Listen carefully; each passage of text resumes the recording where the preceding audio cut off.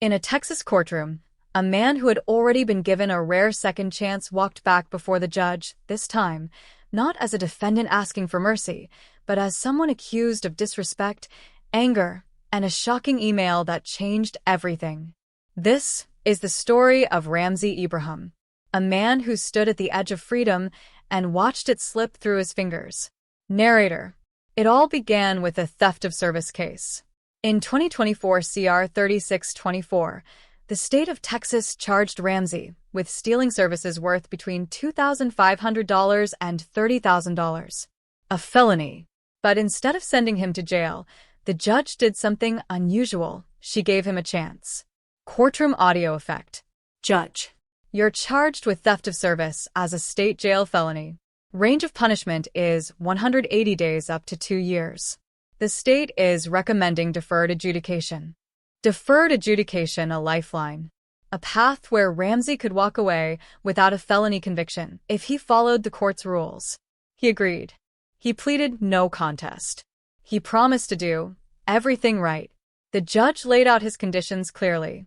3 years of supervision. Reporting by Zoom or in person. Random UAs. Proof of employment. Field visits. 200 hours of community service. Theft course. No work with minors or home health. It wasn't a lot, not compared to what many people face. Narrator. And with that, Ramsey walked out of court a free man, at least for a while. Narrator. Just weeks later, everything changed. Ramsey returned to court, but this time, for a motion to revoke his probation. His violation wasn't about drugs.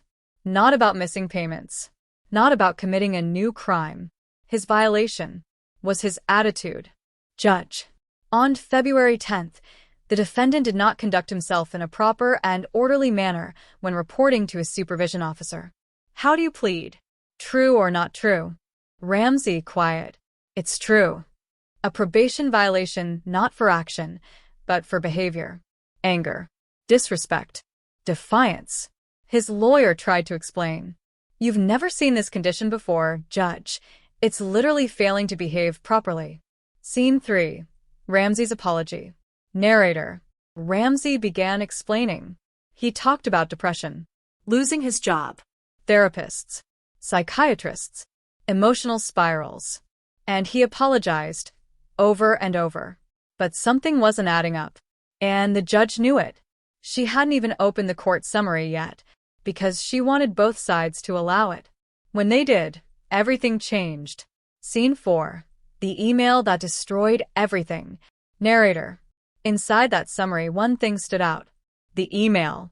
A long, angry, disturbing message Ramsey had sent out of frustration. Judge reading. You wrote, I hope a prison convict breaks out and rapes all the officers and gives them AIDS. The courtroom fell silent. This wasn't just a slip of the tongue. This wasn't a bad day. This was rage on paper. The officer wrote that this behavior wasn't new, that Ramsey had a pattern of defiance, refusing to comply, refusing to cooperate, and disrespecting field officers during home visits. The judge confronted him with it. Ramsey, embarrassed, could barely speak. Ramsey. I was at my lowest point, there's no excuse. His attorney begged for mercy. Suggested classes, therapy, cognitive behavior courses. Even asked that Ramsey be allowed to apologize to each officer individually. Ramsey agreed to everything. He was pleading for his future. Scene 5. The court weighs his fate. Narrator. The judge listened. She acknowledged his depression. She acknowledged his struggles. But she also saw something else. A pattern. A refusal to follow rules. A man who only changed his attitude after realizing he might go to jail. Probation officers recommended revocation. The prosecution recommended revocation. Even the positive drug tests sent up red flags. Despite everything his lawyer argued, despite Ramsey's tearful apologies, despite the courses he registered for and the hours he paid off, the judge had to make a decision. A decision that would determine whether Ramsey walked out of court or walked out in handcuffs. Scene 6. The final judgment. Judge. The court finds the violation true. The court finds you guilty and revokes. Ramsey's face dropped. Judge. You are sentenced to 2 years in the state jail facility. 2 years. Day for day. No parole. His second chance gone. The judge explained his rights. Explained why the court acted. And then it was over. Ramsey, at age 40, was escorted away. Ending narration. Narrator. Some courtroom stories end with redemption. Some end with forgiveness. But this one? This was a warning. A judge can give you opportunities. A lawyer can defend you. A system can show mercy.